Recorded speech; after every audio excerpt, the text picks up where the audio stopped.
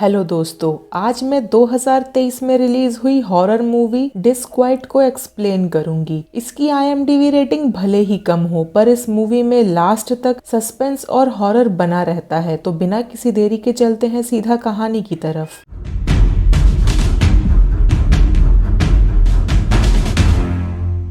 कहानी की शुरुआत होती है सैम नाम के एक आदमी को दिखाते हुए, जो कि एक स्टार्टअप कंपनी का फाउंडर है और वो एक वर्कोहॉलिक है। उसकी शादी सारा नाम के एक लड़की से हुई थी जो कि प्रेग्नेंट थी। सैम ने पास्ट में सारा को चीट भी किया था, पर अब वो दोनों उस सिचुएशन से निकल गए थे और एक दूसरे के साथ खुश थे। पर सारा की एक शिकायत थी कि सैम उसे टाइम नहीं देता था। सैम के लिए उसका काम पहले और फैमिली बाद में आता था। एक दिन सैम सारा को उसके ऑफिस में ड्रॉप करके वापस आ रहा था, जहां उसका एक्सीडेंट एक मिनी ट्रक से हो जाता है। उस ट्रक को जो आदमी चला रहा था वो नशे में था। उस आदमी की तो वहीं ऑन द स्पॉट डेथ हो जाती है, पर सैम को तुरंत हॉस्पिटल लेके जाया जाता है। जब सैम को होश आता है तो वो खुद को एक हॉस्पिटल के रूम में पाता है, जहां उसके सामने वाले बेड में एक बूढ़ा आदमी सो रहा था जो कि कोमा में था। वो हेल्प के लिए बेल प्रेस करता है, पर किसी के जवाब ना देने पर वो खुद ही अपने बेड से जैसे ही उठ के खड़ा होता है, वो बूढ़ा आदमी उस पे हमला कर देता है। सैम किसी तरह उसे छुरी से स्टैब करके मार देता है, पर जैसे ही वो दोबारा पलट के उसे देखता है तो उसकी लाश गायब हो चुकी थी। वो वापस उस रूम में आता है तो वो आदमी अपने बेड पे ही सो रहा था। तभी एक नर्स आती है जो कि उसके बेल प्रेस करने के वजह से वहां आई थी। वो उसे उसके बेड पे जाने को कहती है। सैम उसे बताता है कि उस बूढ़े आदमी ने उसे मारने की कोशिश की। सैम के उसे दोबारा पलट के देखते ही वो आदमी अपने बेड पे नहीं था और वो नर्स भी गायब हो चुकी थी। सैम उस रूम से निकल के लिफ्ट तक पहुंचता है, पर पीछे से वो आदमी फिर से हमला कर देता है। पर टाइम से लिफ्ट आ जाती है और वो वहां से निकल जाता है, पर वो बूढ़ा आदमी लिफ्ट को ऊपर से तोड़ने की कोशिश कर रहा था। सैम डर जाता है और बीच में ही लिफ्ट छोड़ के निकल आता है। वो हॉस्पिटल बिल्कुल सुनसान था, वहाँ कोई नहीं था उसकी मदद के लिए। वो डर के एक कोने में बैठ जाता है। उसी हॉस्पिटल में कहीं और हम एक मोनिका नाम के औरत को देखते हैं, जो कि प्लास्टिक सर्जरी करवाने वहाँ आई थी। उसे एनेस्थेसिया देते ही वो दोनों सर्जन्स के फेसलेस चेहरे को देखती है और जब उसकी आंख खुलती है तो उसके सामने 3 औरतें थीं जो ब्लड सोक्ड बैंडेज में लिपटी हुई थी। वो तीनों उस पे हमला कर देती हैं। मोनिका की चीख सुन के सैम उसे बचा के वहाँ से ले जाता है, पर सैम को उसी बीच चोट लग जाती है। कुछ देर बाद वो कार्टर नाम के एक आदमी से मिलते हैं, जो कि एक रेसिस्ट पुलिस ऑफिसर के गन से शूट किया गया था। पुलिस वाले ने उसके कपड़ों और उसके बॉडी कलर से जज करके उसे रॉबर का हेल्पर सोच के उसे शूट किया था। उन्हें आगे पता चलता है कि उस हॉस्पिटल में ना ही इंटरनेट है ना ही फोन का नेटवर्क आ रहा है, जिसका मतलब था कि वो अपने हेल्प के लिए किसी को भी बुला नहीं सकते थे। वो डिसाइड करते हैं कि वो फायर एग्जिट से निकल जाएंगे, पर नीचे जाते टाइम वो 3 औरतें उन पर फिर से हमला कर देती हैं। वो उस बूढ़े आदमी की वजह से लिफ्ट नहीं ले सकते थे, इसलिए वो स्टेयर्स से नीचे जाने लगते हैं, पर सैम अचानक रुक जाता है क्योंकि उसे लगता है कि नीचे कहीं आग लगी हुई है। तभी ऑर्डरली नाम का आदमी उसे स्टेयर से खींच के फ्लोर पर ले आता है और उसे धमकी देता है। उसी टाइम डॉक्टर लिली आके उसे बचाती है और उसके चोट पे स्टिचेस लगा के चली जाती है। होश में आने पे सैम एक पुलिस वाले से मिलता है। ये वही रेसिस्ट पुलिस वाला था जिसने कार्टर को गोली मारी थी। एक्चुअली उस स्टोर में पुलिस वाले के पहुंचने से पहले 4 लोग मौजूद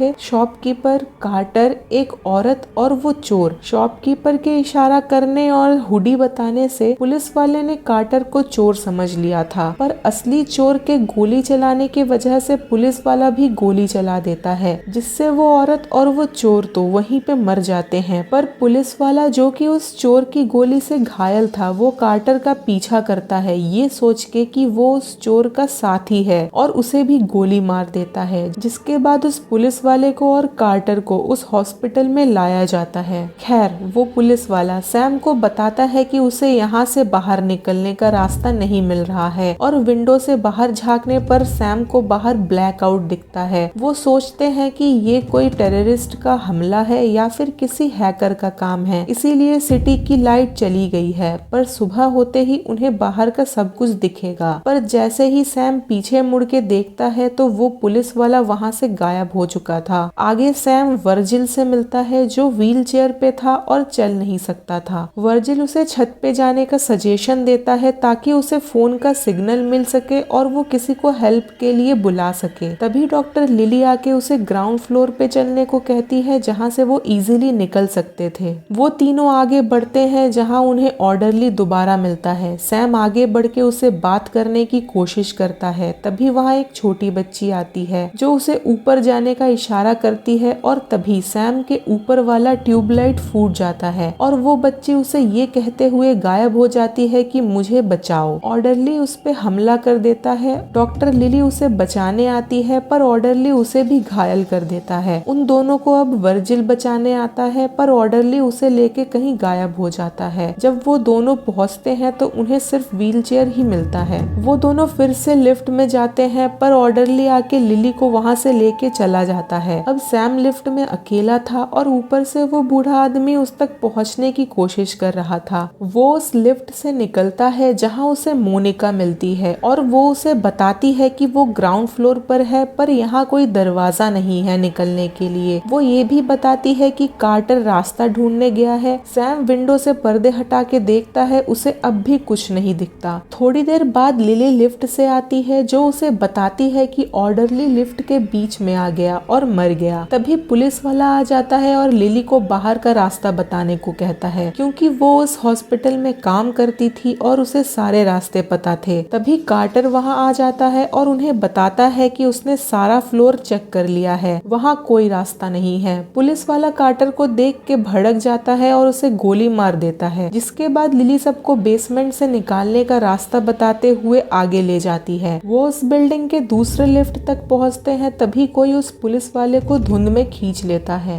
अब सैम फिर से सबको उसी लिफ्ट में नीचे लेके जाता है जिसपे वो बूढ़ा आदमी ऊपर से अटैक करता था, पर इस बार वो सही सलामत नीचे पहुंच जाते हैं। उन्हें नीचे मुर्दा घर मिलता है जहां पर 3 लाशें रखी हुई थी। उन्हें एक फोन भी दिखता है। सैम उससे 911 को कॉल लगाता है पर कॉल के दूसरे तरफ वाली लेडी उसकी आवाज नहीं सुन पाती और कॉल कट जाता है। तभी वो 3 लाशें उठ के बैठ जाती है जो और किसी की नहीं, स्टोर वाली औरत, उस चोर और मिनी ट्रक ड्राइवर की थी। पर तभी वो पुलिस वाला आ जाता है और लिली को रास्ता दिखाने को कहता है। वो एग्जिट तक पहुंच जाते हैं पर तभी कार्टर जो जिंदा हो गया था वो पुलिस वाले पर हमला कर देता है, पर पुलिस वाला उसे फिर से शूट करके मार डालता है। उसके बाद उस पुलिस वाले को उस एग्जिट डोर से कोई खींच लेता है और थोड़ी देर बाद कार्टर की बॉडी भी गायब हो जाती है। सैम अब ऊपर जाना चाहता था। वो मोनिका को सीढ़ी की तरफ जाने को कहता है पर लिली सैम को ऊपर नहीं जाने देना चाहती थी, पर सैम डिसाइड कर चुका था कि वो ऊपर ही जाएगा। लिली उसे अपने साथ चलने को कहती है और सैम लिली के अंदर के मॉन्स्टर को देख पाता है। वो उससे कहता है तुम उनमें से एक हो, पर लिली उसे कहती है मैं नहीं, तुम उनमें से एक हो। तभी वर्जिल वहाँ आ जाता है और उन्हें वहाँ से चलने के लिए कहता है, पर मोनिका डर चुकी थी और वो ऊपर नहीं जाना चाहती थी। तभी उसे भी कोई एग्जिट के तरफ खींच लेता है। वर्जिल और सैम लिफ्ट से ऊपर की तरफ जाते हैं जहाँ सैम कहता है कि ये नर्क ही है, पर वर्जिल उसे कहता है कि ये ना ही नर्क है